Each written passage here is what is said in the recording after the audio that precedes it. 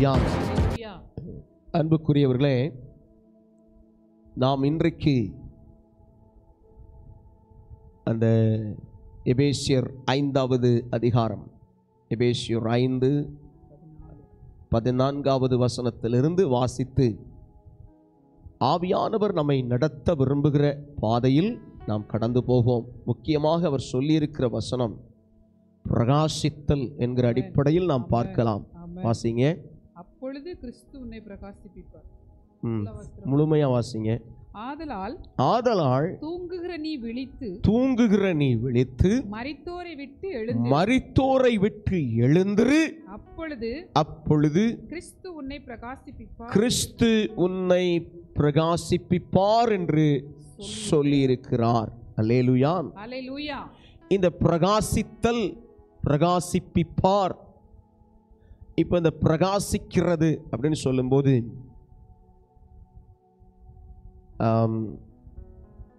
சவுல், அங்கே நாம் வாசிக்கிற அப்போஸ்தலர் 9 அங்கே ஒரு வசனம் இருக்கிறது.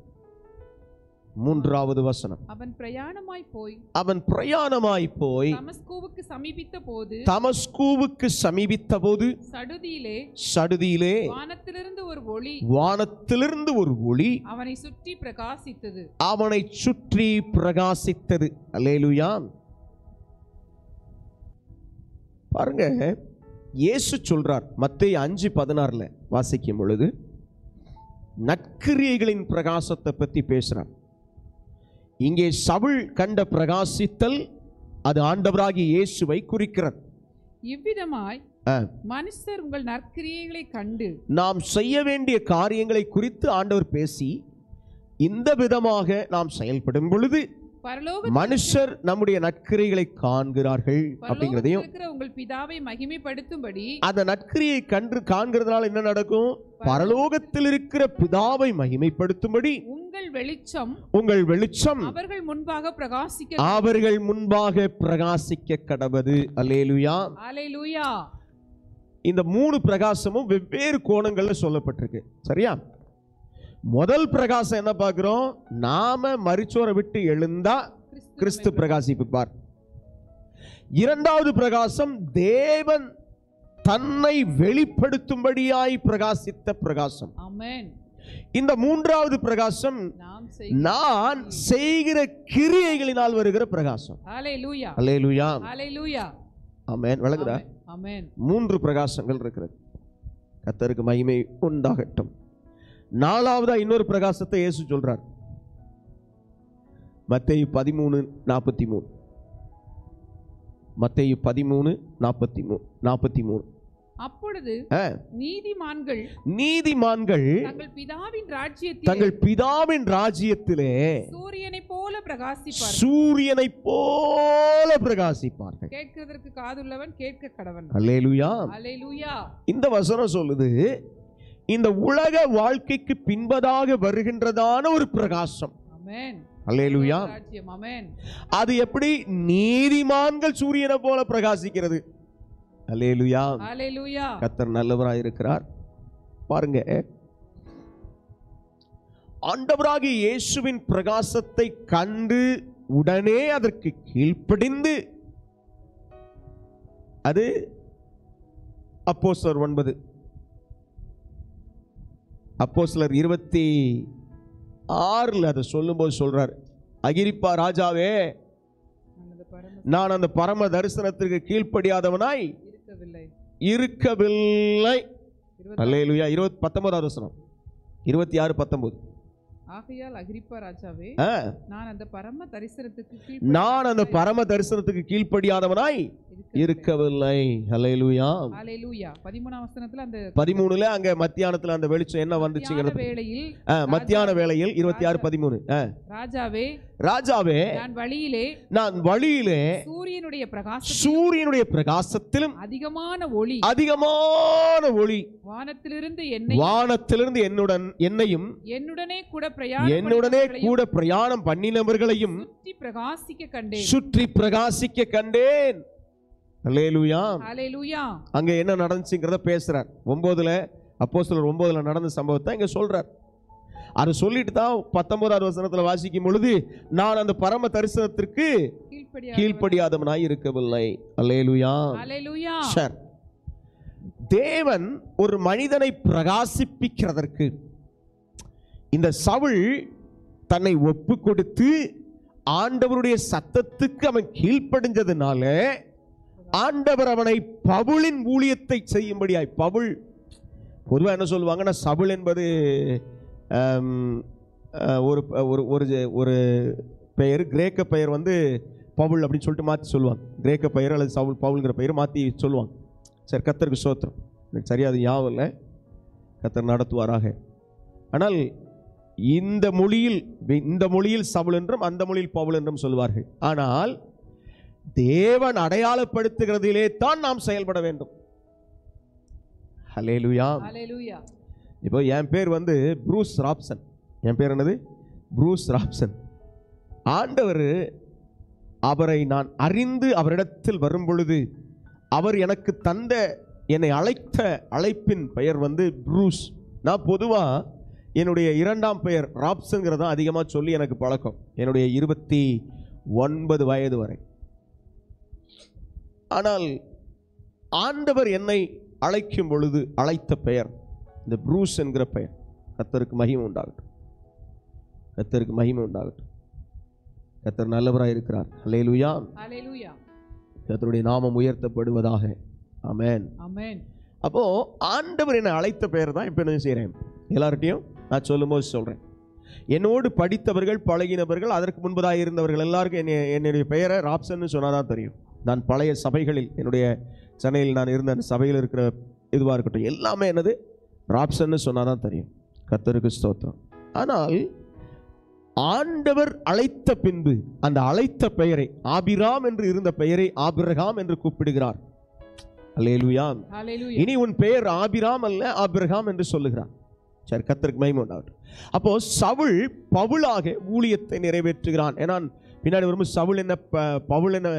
சவுல் என்னப்பட்ட பவுல் அப்படின்னு சொல்லிட்டு ஒரு இடத்துல வரும் வசனம். கர்த்தருக்கு மகிமை உண்டாகட்டும். அப்போ ஆண்டவர் தன்னை அழைத்த அழைப்பில் அவன் நிலைத்திருக்கத்தக்கதாக அவன் தேவனுடைய பிரகாசத்தை கண்டவன், அந்த பிரகாசத்தை உள்வாங்கினவனாக அவன் செயல்படுகிறான். அதனால தான் எபேசியர்ல சொல்லும்போது சொல்றாரு, ஆதலால் தூங்குகிற நீ விழித்து மரித்தோரை விட்டு எழுந்திரு. ஆமென். உனக்கு முதல்ல கண்ணு திறக்கப்படணும்பா. கண்ணு திறக்கப்பட்டுட்டுனா என்ன நடக்கும்? அப்பொழுது கிறிஸ்து உன்னை பிரகாசிப்பிப்பார் என்று சொல்லி இருக்கிறார். ஆமென், ஆமென். when சவுல் ஒரு விஷயத்தை புரிந்து கொள்ள ஆரம்பிக்கும் பொழுது,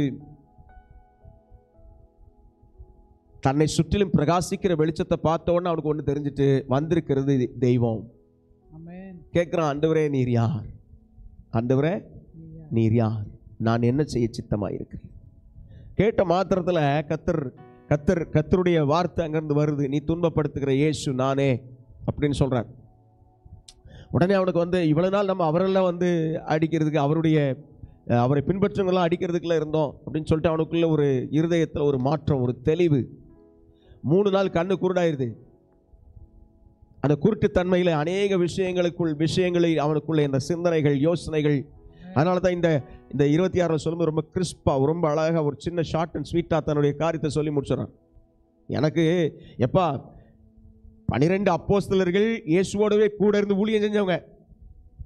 ஆனால் நான் அப்படி இல்லைப்பா, எனக்கு வானத்திலிருந்தே இறங்கி அவருடைய வெளிச்சத்தை பார்த்தேன். இப்போ அந்த இடத்துல நான் அதை அடிக்கடி சொல்றது உண்டு, அந்த இடத்துல இயேசு தன்னுடைய ரூபத்தை காட்டலை, தன்னுடைய உண்மையான சாயலாக இருக்கிற வெளிச்சத்தை காட்டுறார். ஏன்னா நீங்க மத்தேயு 17:2 வாசிக்கும் பொழுது, அவர்களுக்கு முன்பாக மறுரூபமானார், அவர் முகம் சூரியனை போல பிரகாசித்தது, அவர் வஸ்திரம் வெளிச்சத்தை போல வெண்மையாயிற்று. சூரியனை போல ஒரு பிரகாசத்தை கண்டோம் அப்படிங்கிறாங்க, சரியா? ஆனால் பவுல் வந்து இந்த 26 சொல்லும் போது என்ன சொல்றாரு பாருங்க, சூரியனுடைய பிரகாசத்தை அதிகமான ஒளி. சூரியனுடைய பிரகாசத்தை விடவுமா? ஆமா. விடவும் அதிகமான ஒளி. பிரகாசத்திலும் அதிகமான ஒளி. வானத்திலிருந்து என்னையும். ஹல்லேலூயா. ஹல்லேலூயா. So he understood. ஒரு பெரிய பிரகாசத்தை பார்த்த உடனே அவனுக்கு ஒன்று தெரிஞ்சிட்டு, வந்திருக்கிறது தெய்வம், அவர் என்னிடத்தில் பேச விரும்புகிறார், நான் என்ன கேட்கணும்னு சொல்லிட்டு ரொம்ப தெளிவா கேட்டா, ஆண்டவரே நீர் யார், நான் என்ன செய்ய சித்தமாயிருக்கிறேன். 2 கேள்விக்கும் அங்கே உடனே அவனுக்கு பதில் செய்யப்பட்டது, கொடுக்கப்பட்டுச்சு. நீ துன்பப்படுத்துற இயேசு நானேங்கிறாரு. நீ என்ன நான் என்ன செய்ய சித்தம்னு கேட்டதுக்கு, நீ உள்ள அந்த ஊருக்குள்ள போ, உனக்கு அங்க சொல்லப்படும் அனுப்பிச்சிட்டார். கர்த்தருக்கு மகிமை உண்டாகட்டும். அப்போ ஒரு மனிதனை கர்த்தர் பிரகாசிப்பிக்கிறதற்கு முதலாவது அது தேவையானது என்கவுண்டர் வித் ஜீசஸ் கிரைஸ்ட். ஹல்லேலூயா. இயேசு கிறிஸ்துவோடு ஒரு தொடர்பு, அல்லது அவர் வந்து சந்தித்தல், அல்லது இவன் போய் சந்தித்தல், ரெண்டும் நடக்கணும். இவன் வழியில போய்கிட்டு இருக்கிறான், சபை ஊக்கமா ஜோமனிட்டே இருக்குது. ஆண்டவரே இந்த மனுஷன் எழுப்பி அநேகரை கொண்டுகிட்டே இருக்கானே, என்னையா செய்யறதுன்னு ஜோம் பண்ணிட்டு இருக்காங்க சபை. ஏன்னா அனனியா கேட்கிற, ஆண்டவரே இவன் தானே இங்க வந்து கையெழுத்தை வாங்கிட்டு வந்து இங்க வந்து ஆளெல்லாம் க்ளோஸ் பண்றதுக்கு வந்திருக்கான் அப்படிங்கிறான். அப்ப சபை ஊக்கமாய் ஜெபித்துக் கொண்டிருக்கிறது. ஜெபித்துக் கொண்டிருக்கிற சமயத்தில் தேவன் இடைபடும்படி சவுலிடத்தில் பேச வந்தார். அல்லேலூயா. தேவன் இடைபட்டு பேச வந்ததுனால அவனுக்கு ஒன்று தெரிஞ்சது, வெளிச்சமா வந்திருக்கிற தெய்வம் யாருன்னு தெரியணும். கேட்டான். 2 பேர், அதாவது தேவன் சந்திக்க வருகிறதுக்கு காரணமாக இருந்தது அங்கே இருந்த விசுவாசிகளின் ஜெபம் ஒரு பக்கம், இன்னொரு பக்கம் பவுல் மேல் தேவ திட்டம் வைக்கப்பட்டிருந்தது. அல்லேலூயா. அல்லேலூயா. அதே போல பிரியமானவர்களே, நம்மை அவர் பிரகாசிக்கிறதற்கு இந்த 7ஆம் நாளின் இந்த நாளிலே முக்கிய நோக்கம், இந்த 7 நாளும் நம்ம ஜெபித்திருக்கிறோம். 7 நாளும் ஆண்டவரே, ஐயா என் பாவமறை என்னை கழுவும் என்று நம்மை அர்ப்பணித்திருக்கிறோம். ஒரு பெரிய கண்ணீரோடு அல்லது வாஞ்சையோடு வேதனையோடு சில காரியங்களை எல்லாம் சொல்லி அறிக்கையிட்டிருக்கிறோம். பட் பிரைமரி அஜெண்டா, ஒரு முக்கியமான நோக்கம் என்னன்னா, நாம் பிரகாசிக்கப்படுகிறது. அல்லேலூயா. என்ன பிரகாசம்? யோவான் சாணர் பத்தி எழுதியிருக்கு, அவன் எரிந்து பிரகாசிக்கிற விளக்கா இருந்தான். அப்படின்னா என்னங்க, இப்போ இந்த இடத்துல ஒரு சின்ன ஹால் இருக்கு, இப்போ நம்ம இருக்கிற இந்த ஜெப வீடு, கர்த்தருக்கு மகிமை உண்டாகட்டும். அப்போ இந்த ஜெப வீட்டில் இந்த மின் விளக்குகள் எரியுது. இந்த மின் விளக்குகள் இல்லை, இப்போ எனக்குள் ஒரு வெளிச்சம் இருக்குன்னா என்ன ஆகும்? அது ஆட்டோமேட்டிக்கா இந்த இடத்தை பிரகாசிக்க பண்ணும். அதே மாதிரி இயேசுவை குறித்து எழுதியிருக்கிறது, அவர் உலகத்தின் வெளிச்சம் என்று எழுதியிருக்கிறார். Light of the world. நான் உலகத்துக்கு ஒளியா இருக்கிறேன் அப்படின்னு சொன்னார் இயேசு. அல்லேலூயா. அப்போ அந்த இயேசுவை பின்பற்றுகிற மனிதர்களுக்குள் உலகத்திலே வந்து எந்த மனுஷரையும் பிரகாசிப்பிக்கிற ஒளியே. இது வந்து யோவான் 1ஆம் அதிகாரம் 9வது வசனம் வாசிக்கிறாங்க இல்லையா? 9. உலகத்திலே வந்து எந்த மனுஷனையும் பிரகாசிக்கிற மெய்யான ஒளி, அந்த ஒளி. சரியா? சரி, அது ஒண்ணு.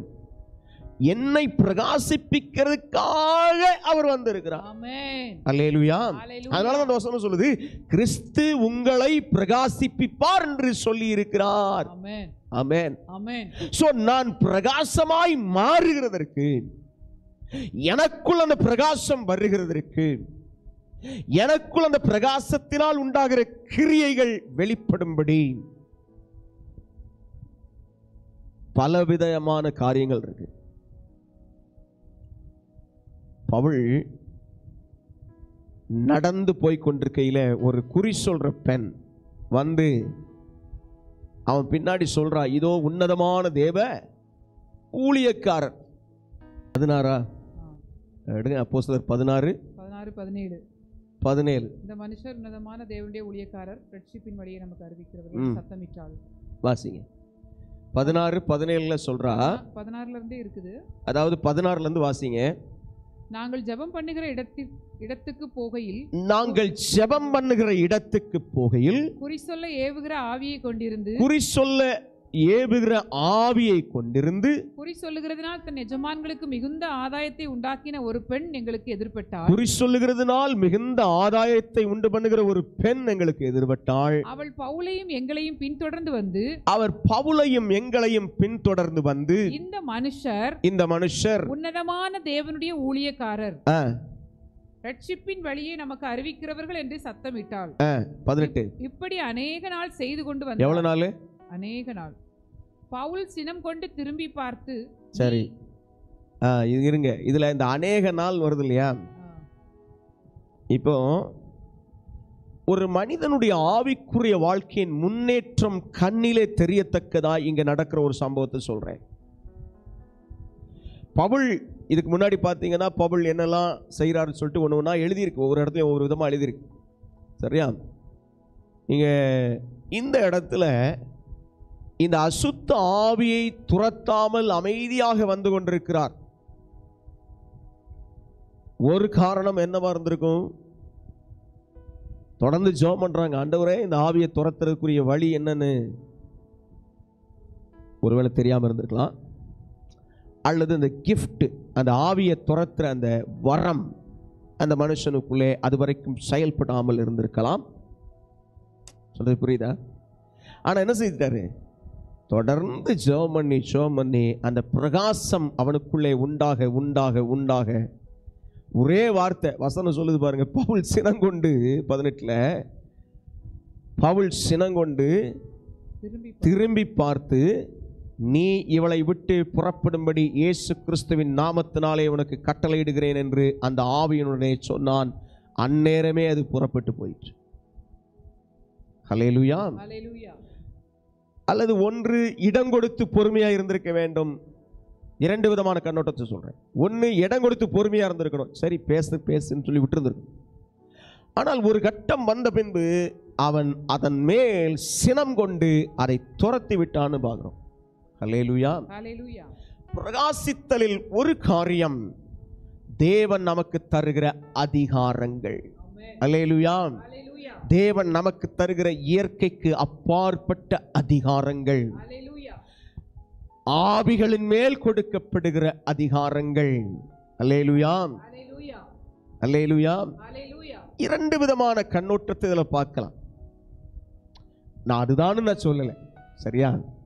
ஒன்று, அவருக்குள்ள அந்த கிருபை செயல்படாம இருச்சோ தெரியல. நல்லா கவனிங்க, ஒரே நாளில் அபிஷேகத்தில் வல்லமையானவர்களும் உண்டு, வல்லமையாய் செயல்பட்டவர்களும் உண்டு. சிலருக்கு அது ப்ராசஸா, அது ஒவ்வொரு நாளுமாய் அவர்களுக்குள் வளர்ந்தேற செய்கிற காரியங்களை உண்டாக்கி கொண்டு போன பகுதியும் உண்டு. அல்லேலூயா. அதனால பிரகாசித்தல் என்பதில் ஒரு பகுதி தேவனுடைய வரங்களை செயல்படுத்துதலும் குறிக்கும். இந்த வரங்கள் எப்படி செயல்படுது? நீ மரித்தோரை விட்டு எழுந்திரு, அப்படிதானே பார்த்தோம். ஆகையால் தூங்குகிற நீ விழித்து மரித்தோரை விட்டு எழுந்திரு, அப்பொழுது கிறிஸ்து உன்னை பிரகாசிப்பிப்பார் என்று சொல்லி இருக்கிறாரே. இந்த மரித்தோரை விட்டு எழுந்திருக்கிறதுனா என்ன பார்க்கணும்ல? மரித்தோரை விட்டு எழுந்திருக்கிறதுனா என்ன? இயேசு சொல்றார், மரித்தோர் தங்கள் மரித்தோரை அடக்கம் பண்ணட்டுங்கிறார். அப்படின்னா என்னதுங்க? எப்பா நீ இயேசுவை அறிந்திருக்கிறதுனால் ஜீவன் உள்ளவன், நீ தேவனுடைய ஆவியை பெற்றிருக்கிறதுனால் ஜீவன் உள்ளவன். ஆமென். அல்லேலூயா. ஆனால் மரித்தவன் என்று சொன்னால் இந்த உலகத்தின் பார்வையை, உலகத்தின் காரியங்களை மட்டும் கவனிக்கிறவன், தேவனுடைய காரியங்களை கவனிக்கிறவன் அல்ல. தேவனுடைய பார்வையில் பார்க்கிறவனாய் அவன் இல்லை. அதைத்தான் அங்க பேசுறார். அல்லேலூயா. ஆமென்.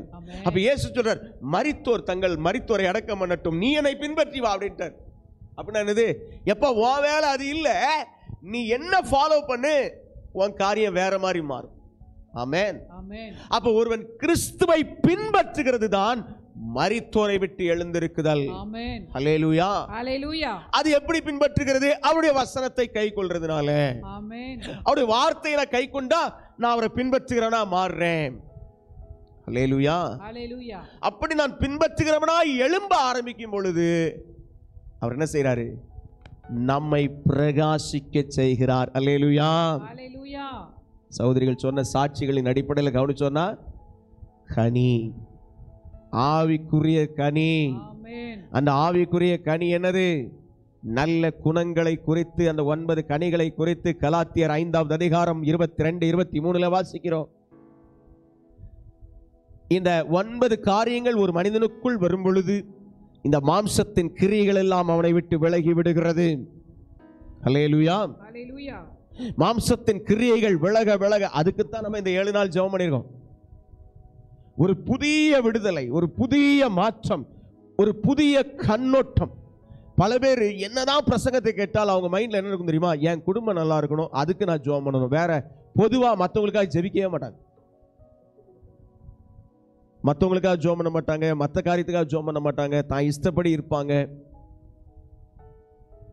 ஆனா அது இல்லை. இது நம்மை ஒப்பு கொடுக்க வச்சு, ஆண்டவரே எனக்குரிய காரியத்தையே நான் அவ்வளவு நாள் பார்த்துட்டேன், என் கண் திறக்கப்படுது. ஓ, இந்த ஜனங்கள் அழிகிறதே, இந்த ஜனங்கள் இப்படி ஆண்டவரே பாதாளத்துக்கு நேரே போகுதே அப்படிங்கிற அந்த பாரம் அவர்களுக்குள்ளே உண்டாகும். அது உண்டாயிட்டுனா என்ன நடக்கும்? ஆண்டவர் இவங்க காரியங்களை அவர் பார்த்துக்குவார். புரியுதா? எந்த ஒரு மனுஷன் தன் பிரச்சனையை விட்டுட்டு மற்றவர்களுக்காய் ஜெபிக்கும்படி அவன் கண்கள் திறக்கப்படுது பாருங்க. உலகத்தின் நடைமுறைகளுக்காய், உலகத்தின் பிரச்சனைகளுக்காய், உலகத்தில் இருக்கிற போராட்டங்களுக்காய், அதுல வேத வசனத்தின்படி திறக்கப்படுற கண்கள் இருக்கு. இப்போ ரோட்ல போறோம், யாரோ ஒருத்தர் அடிச்சுட்டாங்க அல்லது மரித்து கிடக்குறாங்க அப்படின்னு சொன்னா அவங்கள சாதாரணமாய் ஒரு செய்தியாக, நம்ம ரோட்ல போகவே வேண்டாம், டிவிலேயே எல்லாத்தையும் என்ன பண்றான், நியூஸ்ல காட்டிடுறான். இன்னைக்கு இங்கே ஒரு கொலை நடந்துச்சு, இங்கே அப்படி நடந்துச்சு, அங்கே அப்படி நடந்துச்சு அப்படின்னு சொல்லிட்டு எல்லாத்தையும் சொல்றான். ஆனால் அதை பார்க்கும் பொழுது நம்முடைய இருதயம், ஆண்டவரே இப்படி இந்த ஜனங்கள் ஆதியில நடந்தது போல இன்னும் ரத்தம் சிந்தப்பட்டு கொண்டே இருக்கிறதே, என் தெய்வமே, என் ஜனங்களுக்காய் நான் பரிதபிக்கிறேன் என்று சொல்லி பார்க்கிறவர்கள் தேவனுடைய இருதயத்தை உடையவர்களாக இருக்கிறார்கள். அவர்களை பிரகாசிக்க ஆரம்பிக்கும் பொழுது, அதாவது நமக்குள்ள ஒரு வெளிச்சம் இருக்கு, நமக்குள்ள அந்த வெளிச்சம் யார்? இயேசு கொடுக்கிற வெளிச்சம். அந்த வெளிச்சம் பிரகாசத்தை உண்டாக்குது. அந்த பிரகாசம் பிரகாசிக்க பிரகாசிக்க பக்கத்தில் இருக்கவன் நிலைமை என்னங்கிறது நம்ம கண்களுக்கு என்ன செய்யும்? தெரிய ஆரம்பிக்கும்.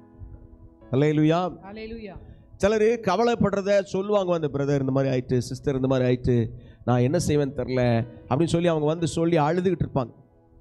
எல்லாம் கேட்டு நான் ஜெபிக்கிறேன் அப்படின்னு சொல்லிட்டு அனுப்பிடுவாங்க. சிலர் உண்மையிலேயே ஜெபம் பண்ணுவாங்க, சிலர் அதை கண்டுக்கிடவே மாட்டாங்க. நாம எந்த ரகத்தில் இருக்கிறோம்?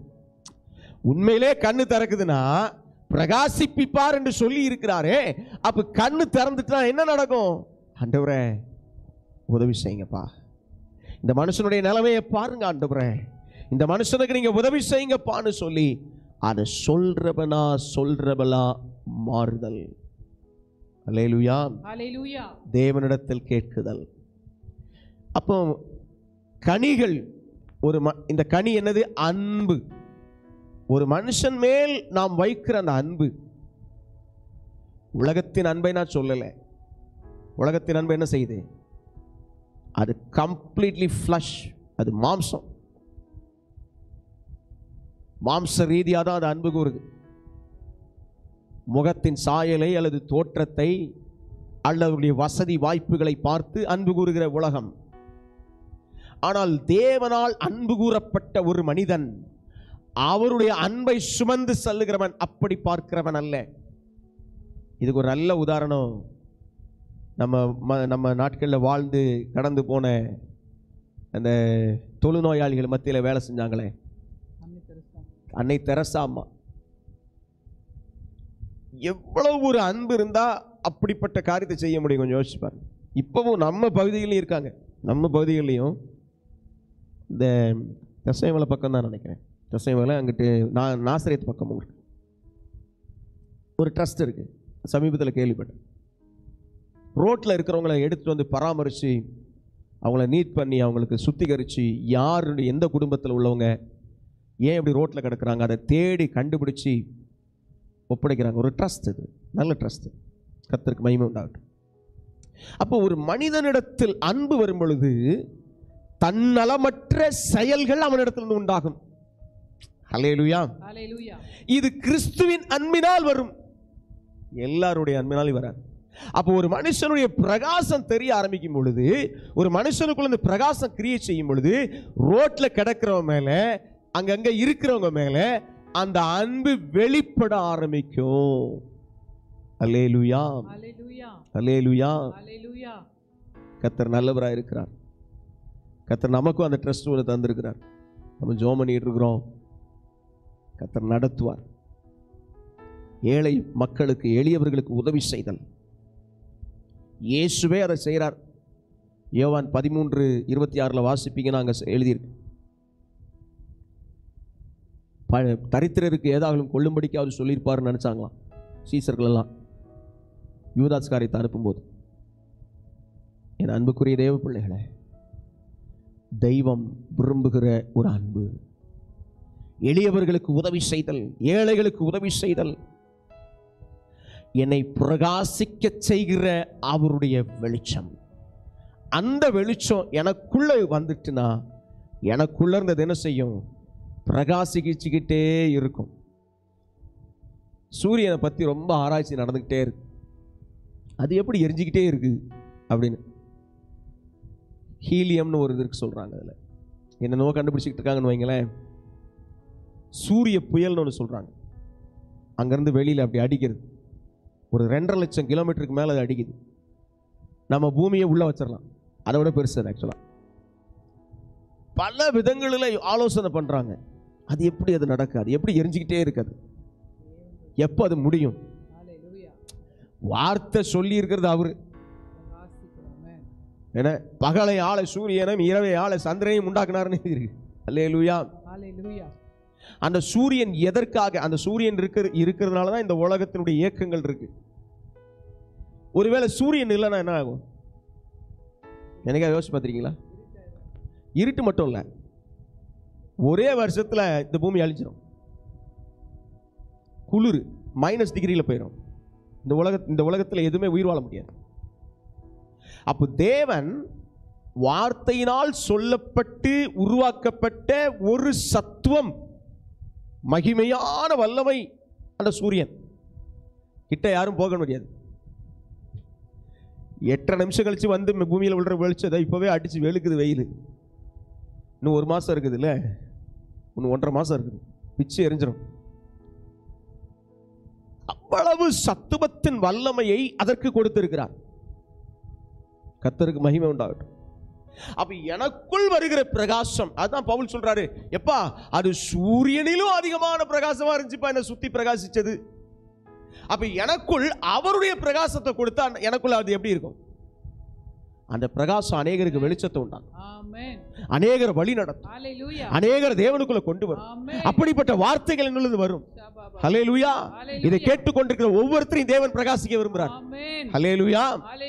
இதை கேட்டுக்கொண்டிருக்கிற என் அன்பு சகோதரனே, சகோதரியே, கிறிஸ்து உங்களை பிரகாசிப்பார். ஆமென். ஹல்லேலூயா. ஹல்லேலூயா. அப்ப நான் சும்மா இருக்க மாட்டேன். எனக்குள் வரங்கள் செயல்படுறது ஒரு பக்கம், எனக்குள் தேவனுடைய கிருபைகள் செயல்படுறது ஒரு பக்கம், எனக்குள் தேவனுக்காய் நான் ஏதாகிலும் செய்ய வேண்டும் என்கிற அந்த உத்வேகம். ஆமென். ஆமென். அல்லேலூயா. அல்லேலூயா. இத கர்த்தர் கொடுக்கிறார்ல, ஒரு மனிதனுக்குள்ள தருகிறார். ஆனா எப்படி? தன் கண்கள் மூடி இருக்குது. எப்படி மூடி இருக்குது? அப்பா என்னுடைய காரியங்கள் மட்டும் நலமா இருந்தால் போதுமானது என்று வேண்டிக் கொண்ட ஒரு மனிதனுக்கு அவர் பிரகாசிக்க ஆரம்பிக்கும் போது, ஆண்டவரே நான் எவ்வளோ பரவாயில்ல போல இருக்கே, இவன் இவ்வளோ மோசமா இருக்கானே, இந்த பெண் இவ்வளோ மோசமா இருக்காளே, இவளுடைய நிலைமை இப்படி இருக்குதே. அது பாவத்தை குறிச்சா இருக்கலாம், அல்லது அவளுடைய தேவைகளை குறிச்சா இருக்கலாம், அவளுடைய நெருக்கடியான பிரச்சனைகளை குறிச்சா இருக்கலாம். அதை பார்க்கும் பொழுது தேவனுடைய பிரகாசத்தை பெற்ற மனுஷன் சும்மா இருக்க முடியாது. ஆண்டவரே என்று சொல்லி அவருக்காக, அவருடைய காரியத்தை செய்யறதுக்காக குறைஞ்சபட்சம் ஜெபம் பண்ணுவான். அல்லேலூயா. இரண்டாவது, என்னால் முடிந்த உதவி ஏதாகிலும் செய்ய முடியுமோ என்கிற எண்ணம். என்னால் முடிந்த காரியம், இந்த ஊழியத்திற்கு நான் என்ன செய்ய முடியும், இந்த சகோதரனுக்கு நான் என்ன செய்ய முடியும், இந்த எனக்கு கீழாக இருக்கிற ஆண்டவரே இவ்வளவு பிரச்சனைகள் மத்தியிலே இருக்கிற இவர்களுக்கு நான் என்ன செய்ய முடியும். They will do it. செய்வாங்க. இதெல்லாம் என்னது? மறுபடியும் பிறந்த மனுஷனுக்குள் ஆட்டோமேட்டிக்கா, அதாவது எப்பா இந்த மாதிரி ஒரு தேவை இருக்குப்பா கொடுங்கப்பான்னு சொல்லி கேட்கவே வேண்டாம். யார்? ஊழியக்காரங்க. அவங்களாக அது வாலண்டியரா நடக்கும். இதுதான் பிரகாசிப்பிக்கல இருக்கிற ஒரு விஷயம். அல்லேலூயா. ஒரு தேவைப்படுகிற ஒரு ஆளு இருக்குது பக்கத்துலன்னு பார்த்துட்டாலே அவங்களுக்கு தன் கையில் இருக்கிறதை காட்டிலும் கூடவும் கொடுக்கிற ஒரு இருதயம். அல்லேலூயா. இது அந்த பிரகாசிக்கிற மனிதர்களுக்குள்ள உண்டாகும். ஆமென். அல்லேலூயா. இதெல்லாம் நாங்க செயல்படுத்தாம எதையுமே நாங்க சொல்லல. கர்த்தர் ஆசீர்வதிப்பாராக. இவைகளை அறியும் பொழுது அதை செயல்படுத்தித்தான் நடத்தி வந்தார் கர்த்தர். அல்லேலூயா. என் அன்புக்குரிய தேவ பிள்ளைகளே, இன்றைக்கும் உங்களுக்கு இதை சாட்சியா சொல்றோம்னா காரணம், கர்த்தர் ஒரு மனுஷனை பிரகாசிக்கும் பொழுது அவனுடைய கேரக்டர் சேஞ்ச், அது குணாதிசயத்தின் மாற்றம், அது மட்டுமல்ல அவனுடைய செயல்களிலே மாற்றம். மற்றவர்களுக்கு அவன் கொடுத்தலிலே, மற்றவர்களுக்கு அவன் நடத்தலே. நம்ம நினைப்போம் நம்மளே கஷ்டத்தில் இருக்கோமே. இயேசு சொல்றார், கொடுங்கள் அப்பொழுது உங்களுக்கு கொடுக்கப்படும். யாருக்கு? உபதேசிக்கப்படுகிறவன் உபதேசிக்கிறவனுக்கு சகல நன்மைகளிலும் பகிர்ந்து கொடுக்க கடவன் அப்படின்னு வசனம் சொல்லு. அல்லேலூயா. இப்ப நம்ம ஒரு உதாரணத்துக்காக மட்டும் சொல்றேன், சரியா? ஒரு இடத்துல போறோம், ஒரு இடத்துல இப்போ ஒரு டீ குடிக்க போறோம், ஒரு கடைக்கு போய் நிற்கிறோம். அந்த டீ குடிக்கிறதுக்கு ஒருத்தரோ 2 பேரோ சேர்ந்து போயிருக்கிறோம். டீ குடிச்சாச்சு, 2 வடையும் சாப்பிட்டாச்சு. என்ன கடைசியாக அப்படியே வந்துருவோமா? என்ன செய்வோம் சொல்லுங்க? காசு கொடுக்கணும். என்ன கேட்போம்? எவ்வளோ சார் பில் ஆச்சு? எவ்வளோ ஆச்சு? என்னெல்லாம் சொல்லுங்க? 2 டீ 2 வடை, அப்படியா? இந்த எவ்வளோ ஆச்சு? ஒரு 40-50 ரூபா. 50 ரூபா இப்போ வந்துருக்கு சாதாரணமாக நம்ம ஏரியாவில். ஒவ்வொரு இடத்துல ஒரு மாதிரி இருக்கலாம். காப்பி டீயே 12 ரூபா 15 ரூபா விற்கிது ஒரு இடத்துலையும். வடை குறைஞ்சபட்சம் 10 ரூபாய்க்கு விற்கிது. சரி, 50 ரூபா ஆயிடுச்சு. இந்த 50 ரூபாயை ஒன்று என்ன சொல்லுவாங்க? காசு இல்லைன்னா கணக்கில் வச்சுக்கிடுங்க, பிறகு தரேன்னு சொல்லுவாங்க. இல்லை என்ன சொல்லுவாங்க? ஐயா இந்தாங்க பிடிங்க அப்படின்னு கொடுப்பாங்க. இங்கே சாப்பிட்டாச்சு, அப்போ அந்த பில்லை கட்டணும். அதே மாதிரி தான் வசனம் சொல்லுது, உபதேசிக்கிறவனுக்கு சகல நன்மையிலும் பகிர்ந்து கொடுக்க கடவன். பகிர்ந்து கொடுத்தல் என்பதற்கும் கடமையாக செய்யறதுக்கும் வித்தியாசம் இருக்கு. அதுவாது பில்லு சாப்பிட்டதுக்கு நடக்கிறது இல்லையா? என்ன சாப்பிட்டியோ அதுக்குன்ட்டு. ஆனா இங்க சொல்லுது வசனம் பகிர்ந்து கொடுத்தல். அப்படின்னா என்னங்க பகிர்ந்து கொடுத்தல்னா என்ன? என்கிட்ட 4 பழம் இருக்கு, வீட்டில் 2 பேர் இருக்கோம், 2 சாப்பிடலாம். இல்லைன்னா ஆளுக்கு 1 சாப்பிட்டு மற்ற 2 வேற ஆளுக்கு கொடுக்கலாம். இது அவனவன், பைபிள் அதாவது சொல்லுது, அவனவன் தன்னுடைய மன நிர்ணயத்தின்படியே உற்சாகமாய் கொடுக்க கடவன். அல்லேலூயா. அல்லேலூயா. கர்த்தர் நல்லவர். நான் மேக்சிமம் கொடுங்களை பற்றி பேசுறதே இல்லை. ஆனால் இன்னைக்கு இந்த பிரகாசித்தலிலே உண்டாகிற தன்மையை சொல்றேன். நான் ஆண்டவருக்குள்ள மனம் திரும்பி வந்த பொழுது எவ்வளவோ நெருக்கடிகள் மத்தியிலே கர்த்தரை விடுதலையாக்கி கொண்டு வந்தார். ஒவ்வொரு ரூபாயும் அத்தியாவசியமான தேவையான பொருட்களாக இருந்தது அந்த நாட்களில். ஆனால் ஆண்டவர் ஒன்றை கற்றுக் கொடுத்திருந்தார். வெளிப்பாடு பெறுகிற காணிக்கைகளை கொடுத்து விட வேண்டும். வெளிப்பாடு. ஒரு மனுஷன் இருக்கிறாங்க. நான் இப்போ நான் உதாரணம் சொல்கிறேன். நான் ஹைதராபாத்தில் ரிட்டன், அதாவது 2009 இல்லை 10 சொல்கிறேன், 2010 நடந்தது. ஒரு சபைக்கு போயிட்டுருக்கிறேன். சாயங்காலம் தான் தமிழ் சர்வீஸ் இருக்கும். மார்னிங் காலையில் போனால் அங்கே மலையாளமும் இங்கிலீஷும் சர்வீஸ் இருக்கும். அப்போ சாயங்காலமாக நம்ம தமிழ் சர்வீஸ் போகணும்னு சொல்லிட்டு இருக்காங்க. அங்கே போவோம். காலையில் பக்கத்தில் இருக்கிற ஒரு இடத்துக்கு போய், இது ரொம்ப தூரம் பயணப்பட்டு போகணும். அப்படி போகிற இல்லை அங்கே ஒரு மிஷினரி பிரசங்கம் பண்ணுறதுக்காக வந்திருந்தார். அப்போ ஆண்டவர் உணர்த்தினாரு, உன் கையில் இருக்கிறத கொடு அப்படின்னு. என் கையில் இருந்து அப்போ ஒரு பாக்கெட்டில் ஒரு 500 1000 ரூபாய் இருந்திருக்கும், ஞாபகம் எனக்கு. நான் போய் வெளியே அவங்க யாருன்னே தெரியாது, அன்னைக்கு தான் பார்க்குறோம். அப்போ ஆண்டவர் உணர்த்துறார். உடனே போய் வெளியில் அவர் வெளியில் போய் கிளம்பி போனார். நானும் பின்னாடியே போய், ஐயா ஆண்டவர் உணர்த்துறான்னு சொல்லிட்டு என் கையில் இருந்த ஒரு சில காரியங்களை, என் கையில் இருந்ததை, பர்ஸில் இருந்ததை கொண்டு போய் கொடுத்தேன். இது ஒரு நேரத்தோட முடிஞ்சுட்டான்னு கேட்டால் இல்லை இல்லை. அதே போல் சென்னையில் வந்து ஒரு நாள் நாங்கள் அப்பா சென்னையில் இருந்தாங்க. ஆனால் நாங்கள் அங்கே சந்திக்கிறதுக்கு வரும்போது அவங்கள பார்க்க வரும்பொழுது ஒரு சபையில் அட்டன் பண்ணிக்கிட்டு இருக்கோம் சர்வீஸ். அங்கே ஒரு ஊழியக்காரர் வந்தார். அவர் கையிலையும் ஆண்டவர் சொல்கிறாரு போய் கொடு. அப்படியே போய் கொடுக்க கர்த்தர் உதவி செய்தார். எனக்கு அன்பானவர்களே, நாம் தேவன் உணர்த்தி சொல்லுகிறத கீழ்ப்படுகிறோமாங்கிறத கர்த்தர் பார்ப்பார். ஒன்று, முதல்ல அவர் உணர்த்துறதுக்கு நாம் அவர் சத்தத்தை கேட்குறவங்களா இருக்கணும், அவர் சித்தத்தை செய்கிறவங்களா இருக்கணும். அவர் சொல்றதை செய்கிற மனுஷனா ஒருத்தர் எப்போ மாறுறான்? கர்த்தர் உணர்த்தும் போது கொடுக்கிறவனா இருக்கிறான் பாருங்க. நம்ம நினைப்போம், நம்ம தசமபாகம் 10 1 கொடுத்துட்டோம்ல, இன்னும் எதுக்கு கொடுக்கறது, நமக்கே நிறைய தேவை இருக்கு, நம்ம இப்படி செய்யணுமே அப்படி செய்யணுமே. அது இல்லை விஷயம். பழைய ஏற்பாட்டில் 10 1 தசமபாகங்க.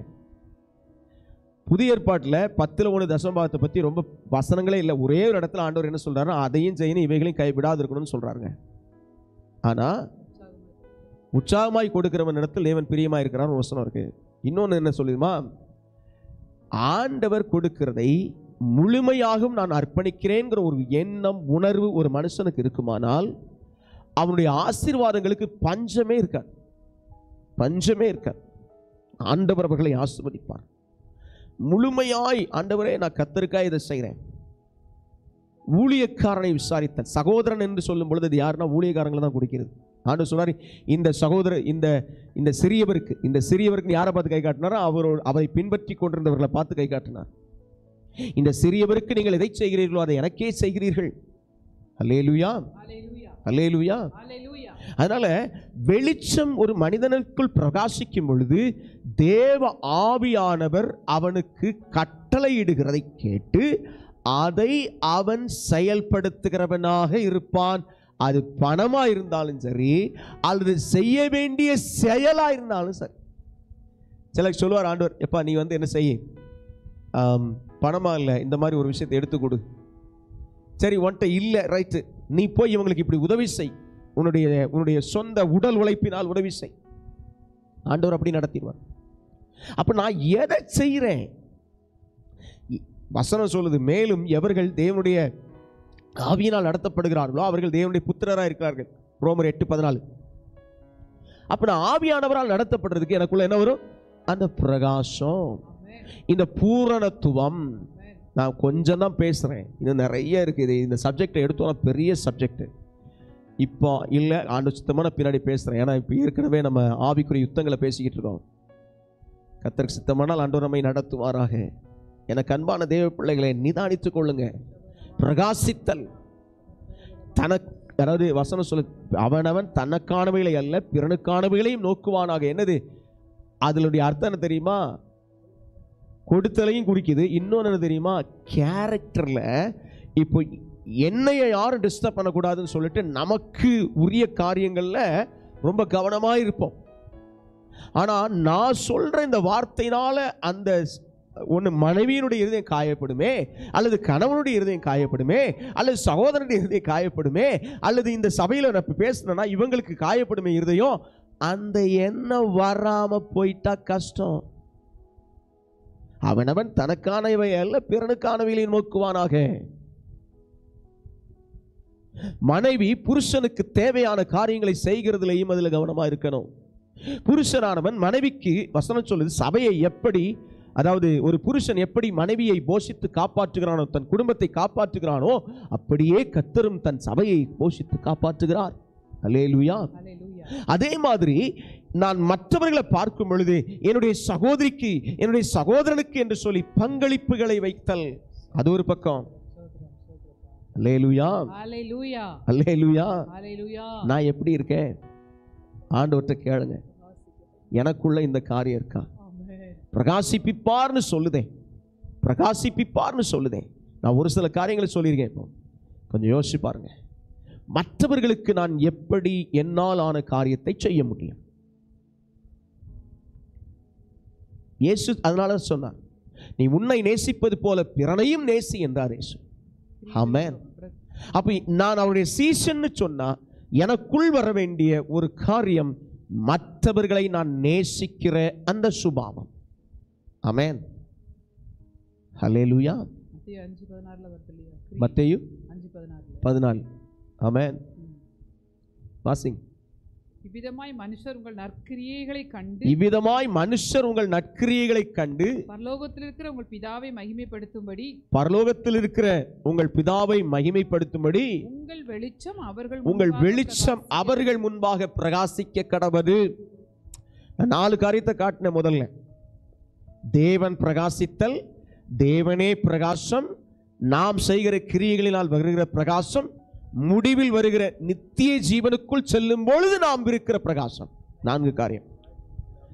அல்லேலூயா. அல்லேலூயா. இந்த 4 உள்ளதின் அடிப்படையில் தான் உங்களுக்கு இவ்வளவு நேரம் பேசுறேன். ஆமென். பிரகாசித்தல். அப்ப என்னை நான் ஒரு பிரகாசமாய் மாறுகிறேன், மற்றவர்களுக்கு வெளிச்சம் கொடுக்கிறவனாக. அந்த வெளிச்சம் என்பது என்னுடைய செயல்களிலேயும் இருக்கிறது, என்னுடைய செய்கையில் இருக்கிறது. நான் எப்படி நடந்துக்கிறேன், எப்படி பேசுறேன் மற்றவங்க கிட்ட. வெளியில நல்லா இருப்பாங்க சிலர், தன் குடும்பத்தை தவிர்த்து. சொந்த வீட்டுக்குள்ள கொஞ்சம் வேற மாதிரி இருப்பான். இல்லைன்னா கொஞ்சம் அடுத்த பவுண்டரி, அடுத்த ஒரு எல்லையாக கவனிச்சோம்னா தன்னுடைய சகோதரர் வட்டத்தில், சகோதரிகள் வட்டத்தில் சரியா இருக்க மாட்டாங்க. சண்டை போட்டுக்கிடுவாங்க, ஒண்ணுமே இருக்கும், அதுக்கு தேவையில்லாம பேசிக்கிடுவாங்க.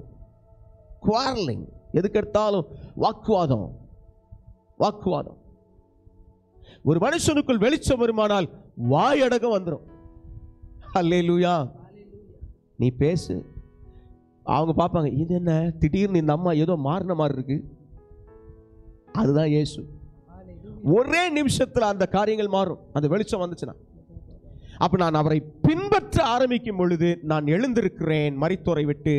மரித்தோரை விட்டு எழுந்திருக்கும் பொழுது ஆண்டவருடைய சுபாவங்கள் எனக்குள் வருகிறது, அவருடைய பிரசன்னம் எனக்குள் வருகிறது, அவருடைய வெளிச்சம் எனக்குள் வருகிறது. நான் மற்றவர்களின் காரியங்களையும் விசாரிக்கிறவனாய் மாறுகிறேன். மற்றவர்களை இருதயத்தை காயப்படுத்துற மாதிரி என்னுடைய செயல்கள் இல்ல, மாறுது. எவ்ரி ஆஸ்பெக்ட்ஸ், எல்லா சூழ்நிலையிலையும், எல்லா விதத்திலையும் என்னுடைய செயல்களிலே ஒரு மாற்றம். பூரணராகும்படி கடந்து போவோமாக. ஹல்லேலூயா. ஹல்லேலூயா. ரோமர் 6வது அதிகாரம் 1-2 வாசிங்க. ரோமர் சாரி மன்னிக்கணும், எபிரேயர் 6:1-2. எபிரேயர் 6:1-2. ஆகையால் கிறிஸ்துவை பற்றி சொல்லிய மூல உபதேச வசனங்களை நாம் விட்டு செத்த கிரியைகளுக்கு நீங்களாகும் மனம் திரும்புதல், தேவன் பேரில் வைக்கும் விசுவாசம், ஸ்நானங்களுக்கு அடுத்த உபதேசம், கைகளை வைக்குதல், மரித்தோரின் உயிர்த்தெழுதல், நித்திய நியாய தீர்ப்பு என்பவைகள் ஆகிய அஸ்திபாரத்தை மறுபடியும் போடாமல் பூரணராகும்படி கடந்து போவோமாக. ஹல்லேலூயா. ஹல்லேலூயா. ஒரு 6 காரியம் சொல்லுது. இப்ப அது விவரமா பேச சமயம் இல்லை. ஆனா பூரணராகுதல் என்பது, சர்ச்சைக்கு வர்றோம், எப்பவுமே வசனத்தை கேட்கிறோம், கேட்டுக்கிட்டே இருக்கிறோம், ஆனா மனமாற்றம் இல்லை. அதை சொல்லல இது. எப்பா நீ அதையே கேட்டுட்டு அது மேலே மட்டுமே இருக்காத, பூரணரா மாறுறதுக்கு முயற்சி பண்ணுன்னு சொல். அல்லேலூயா. ஹல்லேலூயா. பூரணமாகுதல்னா என்ன? 5:48. ஆகையால் பரலோகத்தில் இருக்கிற உங்கள் பிதா பூரண சற்குணராய் இருக்கிறது போல நீங்களும் பூரண சற்குணராய் இருக்க கடவீர்கள். இந்த பூரண சற்குணங்கிறது எதை குறிக்குது? மேல வாசித்தீங்கன்னா தெரியும். மேல 43 இருந்து வாசித்தீங்கன்னா தெரியும். சரியா? அப்போ ஒருவனை மன்னித்தல் என்கிற குணம். யாரை மன்னிக்கணும்? சத்துருக்களை சிநேகிக்க சொல்றார், பகைக்கிறவங்களுக்கு நன்மை செய்ய சொல்றார், சபிக்கிறவங்களை ஆசீர்வதிக்க சொல்றார், நிந்திக்கிறவங்களுக்காக ஜெபம் பண்ணுங்கன்னு சொல்றார். அவங்களுக்காக ஆண்டவர்ட்ட, ஐயா தெரியாம செய்யறாங்க, பார்த்துக்கங்கப்பா, உதவி செய்யுங்கப்பா, அவங்க உங்களை அறியட்டும்பா அப்படின்னு ஜெபம் பண்ணுங்க. அதை விட்டுட்டு அவங்கள இப்படி பண்ணுங்க அப்படி பண்ணுங்க அந்த ஜெபம்லாம் கேட்கப்படாது. கர்த்தருக்கு ஸ்தோத்திரம். எந்த ஒரு மனுஷன் உண்மையா கர்த்தரை தேட ஆரம்பிக்கிறான், கர்த்தர் அவனோட இடைபடுவார். அவனிடத்துல ஆண்டவர் சொல்வார், பாவிகளை சகித்த அவரையே நினைத்துக் கொள்ளுங்கள். ஹல்லேலூயா. சகிச்சார்ல, அப்படிதான் எழுதியிருக்கு. அவரையே நினைச்சுக்கொள்ளுங்க. சகிச்சார்லப்பா. எதுக்கு சகிச்சாரு? எகிசைச்சாரு. அதுதான் வசனம் சொல்லு, கிறிஸ்து இப்படியே நமக்கு மாதிரியை வைத்து போனார். 1 பேதுரு 2வது அதிகாரம் 1 பேதுரு 2வது அதிகாரம் 21வது வசனம். இதற்காக நீங்கள் அழைக்கப்பட்டும் இருக்கிறீர்கள், ஏனெனில் கிறிஸ்துவும் உங்களுக்காக பாடுபட்டு நீங்கள் தம்முடைய அடிச்சுவடுகளை தொடர்ந்து வரும்படி, அவருடைய அடிச்சுவடு, அவர் எப்படி நடந்தார், ஃபுட் பிரிண்ட்ஸ் சொல்லுது, அடிச்சுவடு, அதை நாம் தொடர்ந்து வரும்படி உங்களுக்கு மாதிரியை பின்வைத்து போனார். யாருக்கு? எனக்கு மாதிரியை வச்சிருக்கிறார். பேசுற எனக்கும் சரி, கேட்கிற உங்களுக்கும் சரி, எல்லாருக்கும் சரி ஒரு மாதிரியை, மாடலை செட் பண்ணியிருக்கிறார். என்ன செட் பண்ணியிருக்கிறாரு? 20வது வசனம் வாசிங்க. நீங்கள் குற்றம் செய்து 19ல இருந்து வாசிங்க. ஏனெனில் தேவன் மேல் பற்றுதலாய் இருக்கிற மனசாட்சி நிமித்தம் ஒருவன் அநியாயமாய் பாடுபட்டு உபத்திரவங்களை பொறுமையாய் சகித்தால் அதுவே பிரீதியா இருக்கும்.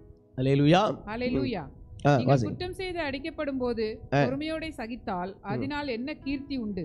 நீங்கள் நன்மை செய்து பாடுபடும் போது பொறுமையோட சகித்தால் அதுவே தேவனுக்கு முன்பாக பிரீதியா இருக்கும். ஆமென். இது என்ன சொல்றாருன்னா, செல்ஃப் டினையலை பத்தி பேசுறார். சுய வெறுப்பு அல்லது சுயம் மரித்த ஒரு வாழ்க்கை. யாராவது ஒன்று சொல்லிட்டா உடனே கோபம் வந்துடும், நம்மளை மதிக்கலைங்கிற எண்ணம் வரும், ஒரு ஈகோ, நமக்கு முக்கியத்துவம் கொடுக்கலங்கிற எண்ணம் வரும். இதெல்லாம் என்னது? சுயம். வேற யாரும் இல்லை, தூரத்துல இருந்து யாரும் வந்து சொல்ல போறதில்ல. ரோட்ல போற ஒருத்தர் திட்டுறான்னு வைங்களேன், பெருசா கண்டுவிடுவோம் நினைக்கிறீங்க? அது பெருசா எடுக்கவே மாட்டோம். ஏதோ பேசினா போறான் போ அப்படின்னு போயிடுவோம். நம்மளும் ஒரு வார்த்தை பேசணும், அவனு ஒரு வார்த்தை பேசணும் அப்படின்னு போயிடும். ஆனா சொந்த வீட்டுக்குள்ள, சொந்த குடும்பத்துக்குள்ள, சொந்த பட்டணத்துக்குள்ள, சொந்த சபைக்குள்ள யாராவது ஒருத்தர் ஏதாவது பேசிவிட்டா என்ன நடக்கும்? என்னைய வந்து மதிக்கல, எனக்கு கனம் பண்ணல, என்னை அவங்க கூப்பிட்டுருக்கணும்ல, கூப்பிடல, இப்படின்னு பல காரியங்கள் வரும். சுயம் செத்த ஒரு வாழ்க்கை. பாடலாமா?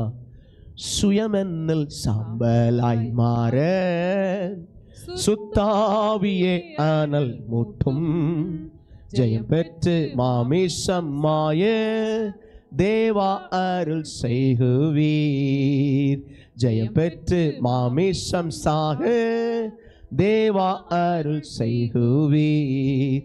கல்வாரியே நந்தீனையே கண்டு விரைந்தோடி வந்தேன், கழுவும் திருரத்தத்தாலே கரை நீங்க இருதயத்தை, கழுவும் திருரத்தத்தாலே கரை நீங்க இருதயத்தை, பலிபீடத்தில் என்னை பரனே படைக்கிறேனே இந்த வேலை, அடியேனை திரு சித்தம் போல ஆண்டு நடத்திடுவீர்.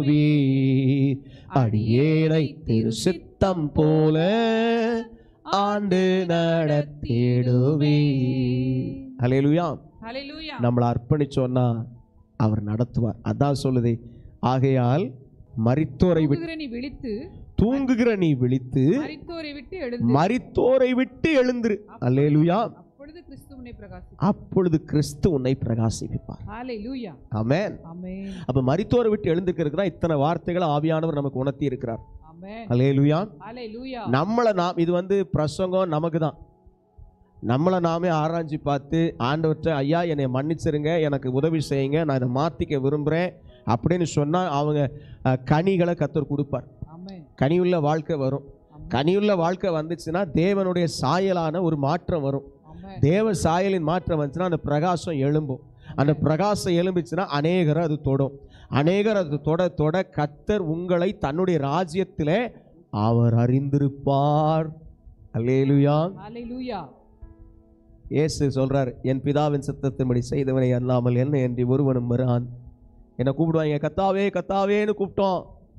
அதெல்லாம் இல்லைப்பா, அதெல்லாம் இல்லைப்பா. என் பிதாவின் சித்தம் செய்தியா? ஆண்டவர் அதை தான் கேட்பார், அதை தான் பார்ப்பார். நீ நிதமாக உண்மையாக இதை செய்து முடித்தாயா என்பதை கர்த்தர் பார்ப்பார். அல்லேலூயா. என் அன்புக்குரிய தேவ பிள்ளைகளே, கடைசியாக இந்த 7வது நாளில் ஆண்டவர் பிரகாசத்தையும் நம்முடைய பரிபூரண குறித்து பேசுகிறார். நாம் என்ன செய்யணுங்கிறத ஆண்டவர் நமக்கு ஆலோசனையாக தந்திருக்கிறார்.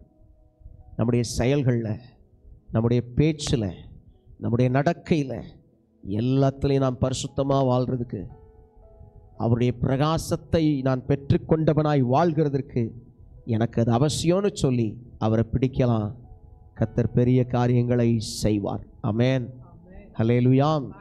கர்த்தர் நல்லவராக இருக்கிறார். கொஞ்ச நேரம் அப்படியே நம்மளை ஒப்பு கொடுத்து ஜெபிக்கலாமா? ஒப்பு கொடுத்து ஜெபிக்கலாமா? ஆண்டவர்கிட்ட, ஐயா என்னை அர்ப்பணிக்கிறேன், நீங்கள் சொன்ன இந்த வார்த்தையின்படி எனக்குள் இந்த பிரகாசம் விளங்கட்டும். இந்த சப்ஜெக்ட் ரொம்ப பெரிய சப்ஜெக்ட். ஆண்டவர் நமக்குள்ள ஒரு சில காரியங்களை உணர்த்தி பேசி இருக்கிறாரு. ஆண்டவர்கிட்ட, ஐயா நான் இதை கற்றுக்கொள்ள எனக்கு உதவி செய்யும், இந்த பிரகாசத்தை எனக்குள்ளே தாரும். ஆண்டவரே, பிரகாசிப்பிப்பார் என்று சொன்னீங்களே, அந்த பிரகாசம் எனக்குள் வரட்டும். அபிஷேகத்தினால், வல்லமையினால், மகிமையினால், பிரசன்னத்தினால் என்னை நிரப்பும், என்னை நிரப்பும். ஆண்டவரே, இந்த பிரகாசம் எனக்கு அதிகமாக இருக்கட்டும். ஆண்டவர்கிட்ட ஒப்பு கொடுக்கலாமா? வலது கை ஆண்டவர்கிட்ட அர்ப்பணிச்சு, ஆண்டவரே என்கிட்ட பேசின இந்த காரியத்தை நான் ஒப்பு கொடுக்குறேன்னு சொல்லி ஒவ்வொருத்தரும் ஆண்டவர்கிட்ட சொல்லுங்கள். உங்கள்கிட்ட ஆண்டவர் பேசலையா? ஆண்டவர் பேசின வார்த்தைகளை கவனிச்சிருக்கிறீங்களே, ஆண்டவர்கிட்ட சொல்லுங்கள், ஐயா அப்பா நான் என்னை ஒப்பு கொடுக்குறேன்ப்பா, நான் என்னை ஒப்பு கொடுக்குறேன்ப்பா. ஆண்டவர்கிட்ட கைகளை உயர்த்தி சொல்லலாமா? ஆண்டவரே நான் என்னை ஒப்பு கொடுக்குறேன், என் தெய்வமே நான் என்னை ஒப்பு கொடுக்குறேன், என் தெய்வமே நான் என்னை ஒப்பு கொடுக்குறேன். கர்த்தருடைய தயவு, கர்த்தருடைய நடத்திப்பு, கர்த்தருடைய வழி நடத்துதல், கர்த்தருடைய ஆளுகை எனக்குள்ள பெருகட்டும். என்கிட்ட நீங்கள் பேசின இந்த காரியத்துக்காக நான் என்னை அர்ப்பணிக்கிறேன்ப்பா. எனக்குள் வர வேண்டிய மாற்றத்துக்காக நான் என்னை அர்ப்பணிக்கிறேன்ப்பா. இது எனக்கு நல்லா தெரியும். பிரியமான பிள்ளைகளே, தேவன் உணர்த்தி பேசினார். நான் உண்மையிலேயே இங்கே வந்து உட்கார்றதுக்கு முன்னாடி நான் என்ன நினச்சேன்னா, இந்த வியாழக்கிழமை இது பெரிய வியாழக்கிழமை இல்லையா? இன்றைக்கி நம்ம ஆண்டவருடைய இந்த லாஸ்ட் சப்பர், அந்த கடைசி பந்தியில் அவர் என்ன இருந்தார், என்ன பண்ணினாருங்கிறது குறித்தும், அவருடைய வார்த்தைகளில் இருக்கிற காரியங்களை குறித்தும் பேசணும்னு நினச்சிட்டு வந்தேன். ஆண்டவர் அதை அனுமதிக்கலை. ஆண்டவர் தந்த காரியம் நமக்குள் ஒரு பிரகாசம், ஆண்டவரை பார்த்து, ஆண்டவரே எஸ் ஐ நீட் இட், எனக்கு அந்த பிரகாசம் தேவை, எனக்கு அந்த மகிமையின் பிரகாசம் தேவை, எனக்கு அந்த வல்லமையின் பிரகாசம் தேவை, எனக்கு அந்த பரிசுத்தத்தின் பிரகாசம் தேவை. ஆண்டவர் நீர் என்னை நடத்த வேண்டும், ஆண்டவருடைய மகிமையிலே என்னை ஏறெடுத்து என்னை பலப்படுத்த வேண்டும், என்னை ஒப்பு கொடுக்கிறேன். ஒவ்வொருத்தரும் அர்ப்பணிக்கலாமா?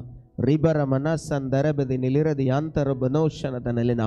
ஆண்டவரே, கைகளை உயர்த்தி தங்களை ஒப்பு கொடுத்திருக்கிற பிள்ளைகளுக்கு உம்முடைய நன்மைகளையும் உம்முடைய கிருபைகளையும் உம்முடைய நடத்திப்புகளையும் தந்து ஆசீர்வதியும், கிருபையில் மூடிக்கொள்ளும். இயேசு கிறிஸ்துவின் நாமத்தில் கிருபை பெருகட்டும், கிருபை பெருகட்டும், கிருபை பெருகட்டும்னு ஒப்பு கொடுத்து செபிக்கிறேன். ஜீவனுள்ள நல்ல பிதாவே, ஆமேன், ஆமேன், ஆமேன்.